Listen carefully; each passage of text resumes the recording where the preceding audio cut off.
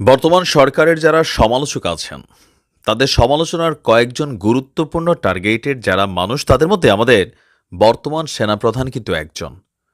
Online যারা king আছেন, এর পাশাপাশি বাংলাদেশের রাজনীতিতে এই মুহূর্তে যারা নতুন একটা ডাইমেনশন আনতে যাচ্ছে, মানে বৈষম্যবিরোধী ছাত্র আন্দোলনের সমন্বয়কদের মধ্যেও কিন্তু এই বিষয়গুলো আলোচনা সমালোচনার মধ্যে জায়গা পাচ্ছে। ৫ই আগস্ট বাংলাদেশ সরকারের পতনের পর, মানে আওয়ামী লীগ সরকারের পতনের পর বাংলাদেশের অনেক মানুষ যারা আওয়ামী লীগ সরকারকে প্রত্যক্ষ পরোক্ষভাবে এই ক্ষমতায় কি বলা হয় যে ধরেন ভোটারবিহীন একটা সরকার ব্যবস্থা সিস্টেম চালু রাখার জন্য বা বিভিন্ন মানুষকে গুম খুন হত্যা এই সকল ঘটনায় অথবা বড় ধরনের লুটপাটের ঘটনায় জড়িত ছিল, তারা কিন্তু সবাই বাংলাদেশ ছেড়ে যেতে পারেনি। তো পরবর্তী সময়ে আমরা তৎকালীন প্রেক্ষাপটে হঠাৎ করে শুনলাম যে আমাদের সেনাপ্রধান একটা বক্তব্য দিয়েছিলেন যে সেনাবাহিনীর হেফাজতে বিভিন্ন ক্যান্টনমেন্টে ৬০০-র উপরে গুরুত্বপূর্ণ ব্যক্তিরা আশ্রয় নিয়েছেন। এখন ওই মানুষগুলো আসলে কোথায়?